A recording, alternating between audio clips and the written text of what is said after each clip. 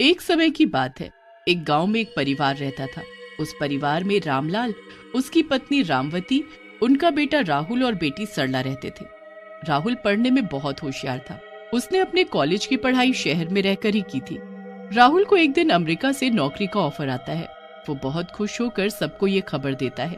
America का नाम सुनते ही सब चौंक जाते हैं। वो राहुल को अमेरिका जाने से साफ मना कर देते हैं और राहुल इस बात पर गुस्से में आ जाता है। आपको अंदाजा भी है कि मैंने कितनी मेहनत की है इस नौकरी को पाने के लिए।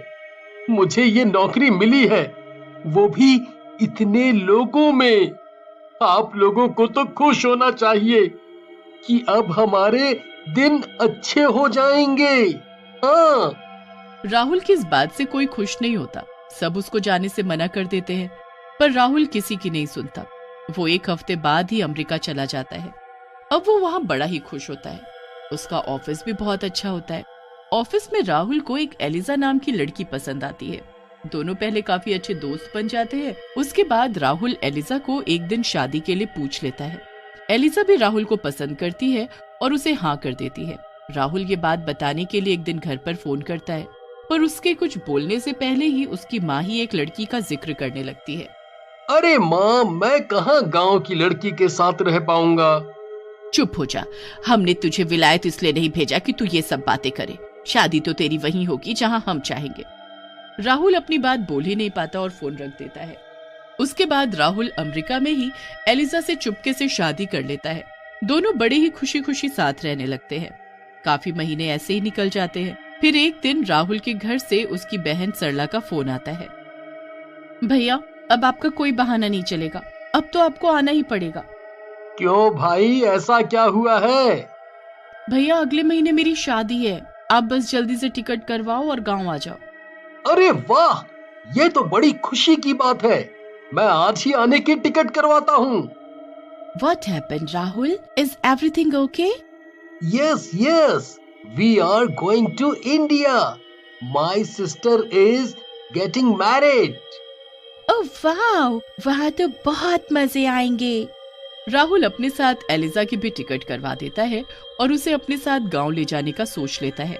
राहुल थोड़ा घबराया हुआ भी होता है कि पता नहीं घर वाले एलिजा को देखकर कैसे रिएक्ट करेंगे, पर वो सरला की शादी के लिए बड़ा खुश भी होता है। दोनों गांव पहुंच जाते हैं। गांव के सब लोग अंग्रेजी लड़की को राहुल के साथ देखकर बड़े हैरान होते हैं। पूरे गांव की भीड़ एलिजा को देखने के लिए इकट्ठी हो जाती है। एलिजा को यह सब बड़ा अच्छा लग रहा होता है। वो गांव देखकर बड़ी ही खुश होती है। सब लोग राहुल से पूछने लगते हैं कि उसके साथ वो लड़की कौन है, तो राहुल सबको बता देता है कि वो उसकी बीवी है। अब राहुल और एलिजा जब घर पहुंचते हैं तो उसके माँ बाप भी एलिजा को देख बड़े हैरान होते हैं। ये लड़की कौन है बेटा? माँ, ये आपकी बहू है। हे भगवान, ये तू क्या बोल रहा है? ये अंग्रेज और मेरी बहू? नहीं नहीं, ये सच नहीं है। माँ, एलिजा बहुत अच्छी लड़की है। हम बहुत खुश हैं। खुश वुश हम कुछ नहीं जानते। हमें तुझे बाहर पढ़ने के लिए भेजना ही नहीं चाहिए था। बच्चे ऐसा करते हैं, तभी माँ बाप उन्हें बाहर भेजने से डरते हैं। माँ बाबूजी, आप मुझसे गुस्सा मत हो। तू चुप कर चुड़ैल और निकल जा मेरे घर से। एलिसा ऐसे सुनकर रोने लगती है। राहुल को ये सब बिल्कुल अच्छा नहीं लगता। वो बहुत गुस्सा होता है। अगर एलिसा गई तो मैं भी वापस जाऊंगा। नहीं माँ, ऐसा मत करो। मेरी शादी में भैया नहीं हुए तो मेरी शादी न रुक जाए। सरला की शादी की खातिर उसकी माँ एलिजा को अपने घर में घुसने देती है, पर वो एलिजा को जरा भी पसंद नहीं करती। वो उसी दिन से एलिजा को हर वक्त परेशान करने लगती है। एलिजा को कुछ समझ नहीं आता कि वो क्या करे। वो राहुल को कुछ नहीं बताती, पर राहुल की माँ का परेशान करना कम नहीं होता।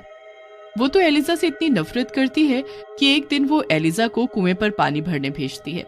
जब एलिजा वहां जाकर पानी भर रही होती है तो वो पीछे से उसे धक्का मार देती है। हेल्प हेल्प बोलती रहे अब, हेल्प हेल्प हेल्प। आई बड़ी अंग्रेज कहीं की। तेरे मरने के बाद ही मेरे बेटे का तुझसे पीछा छूटेगा। एलिजा कुएं में ही तड़प तड़प कर मर जाती है। एलिजा जब रात तक घर नहीं आती तो राहुल बड़ा परेशान हो जाता है और उसे ढूंढने निकल पड़ता है। एलिसा की लाश जब राहुल को कुएं में मिलती है तो वो बहुत रोता है। ये कैसे हो गया एलिजा? तुम मुझे छोड़कर नहीं जा सकती, ऐसा नहीं हो सकता। ये आज पानी भरने जाने की जिद तो कर रही थी, पर मुझे नहीं पता था इसके साथ ऐसा कुछ हो जाएगा। राहुल को जरा भी शक नहीं होता कि ये सब उसकी माँ का किया धरा है। कुछ दिन बाद ऐसे ही निकल जाते हैं। फिर एक दिन राहुल की माँ शाम के वक्त पानी भरने जाती है। जब वो पानी की बाल्टी बाहर निकाल रही होती है तो अंदर से आवाज आती है, मैं वापस आ गई हूँ। हे भगवान, ये आवाज कैसी है? तू अब मेरे हाथों मारी जाएगी। यहाँ तो जरूर कुछ गड़बड़ है। राहुल की माँ वहाँ से डरकर भाग जाती है। उसके बाद कुएं से एक चुड़ैल बाहर निकल कर आती है। इस बुढ़िया को अब मैं नहीं छोड़ूंगी। बहुत परेशान किया था इसने मुझे, अब मेरी बारी। अंग्रेज चुड़ैल अपनी सास के पीछे पीछे घर तक आ जाती है। रात को जब उसकी सास सो रही होती है तो अंग्रेज चुड़ैल उसके सर के पीछे आ खड़ी होती है। मुझे मारकर कैसे सुकून से सो रही है, पर अब मैं इसे न सोने दूंगी न जीने दूंगी। अंग्रेज चुड़ैल बहू अपनी सास के सारे बाल काट देती है और उसे गंजा कर देती है। अपनी सास को ऐसी हालत में देख उसे बड़ी खुशी होती है। उसके बाद वो वहां से गायब हो जाती है। जब अगले दिन उसकी सास उठकर बाथरूम में जाती है तो शीशे में खुद को देख जोर जोर से चिल्लाने लगती है, हाय मेरे बाल, मैं गंजी कैसे हो गई, ये क्या हो गया? आवाज सुनकर राहुल, सरला और उसका पति सब वहां जाते हैं। सरला अपनी माँ को गंजा देख उनसे पूछने लगती है कि ये कैसे हुआ, पर उसकी माँ को तो खुद पता नहीं होता। अब रोज रोज उसके साथ कुछ न कुछ अनहोनी होने लगती है, क्योंकि वो उसकी अंग्रेज चुड़ैल बहू ही ये सब कर रही होती है। फिर एक दिन जब सरला घर में झाड़ू लगा रही होती है तो उसे फर्श पर कुछ सुनहरे बाल दिखते हैं। अरे माँ, ये सुनहरे बाल हमारे घर में कहाँ से आए? हम सबके तो बाल काले हैं। सुनहरे बाल? सुनहरे बाल तो बस एलिजा के थे, मुझे दिखाओ तो जरा। राहुल सरला के हाथ से बाल लेकर ध्यान से देखता है। फिर वो उनको सूंघता है तो उसमें से एक अलग सी खुशबू आती है जो एलिजा के बालों से आती है। ये तो एलिजा के बाल हैं। इसमें तो वही खुशबू आ रही है। एलिजा? नहीं नहीं, ऐसा कैसे हो सकता है? वो तो कब की मर चुकी है ना। वही तो माँ, मतलब वो मरने के बाद यहाँ आई थी। वो शायद अभी हमारे आसपास ही हो। ये सुनकर राहुल की माँ घबरा जाती है और इधर उधर देखने लगती है। राहुल अपनी माँ को ऐसे डरा हुआ देखकर बड़ा हैरान होता है। वो अपनी माँ से पूछता है तो वो बिना कुछ जवाब दिए अपने कमरे में चली जाती है। अब रात को अंग्रेज चुड़ैल बहू फिर से आती है। इस बार तो वो अपनी सास को आवाज ही देने लगती है, माँ जी, देखो मैं आ गई, चलो अब जल्दी उठो और चलो मेरे साथ। आवाज सुनकर उसकी सास अचानक डरकर उठ जाती है और अपने सामने अंग्रेज चुड़ैल को देखकर पसीने पसीने हो जाती है। चलो माँ जी, मैं आपको लेने आई हूँ। नहीं, ये सब सच नहीं है, ये सब सपना है। ये कोई सपना नहीं है, ये सब सच है, चलो अब मेरे साथ। पर कहाँ? तू मुझे कहाँ ले जाना चाहती है? जहाँ तूने मुझे धक्का देकर मार डाला था वहीं लेकर जाऊंगी तुझे, और ऐसे ही मारूंगी।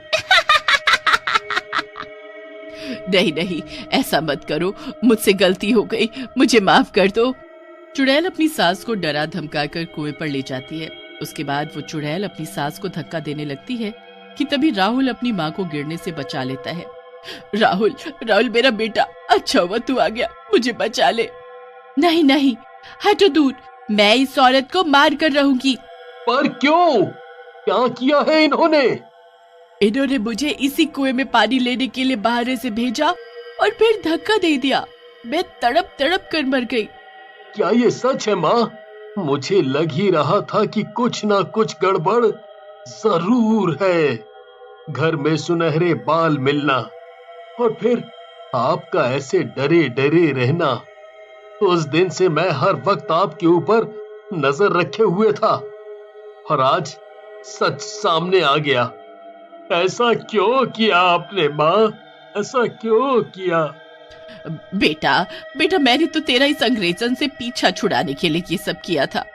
मैं बहुत खुश था इसके साथ माँ, बहुत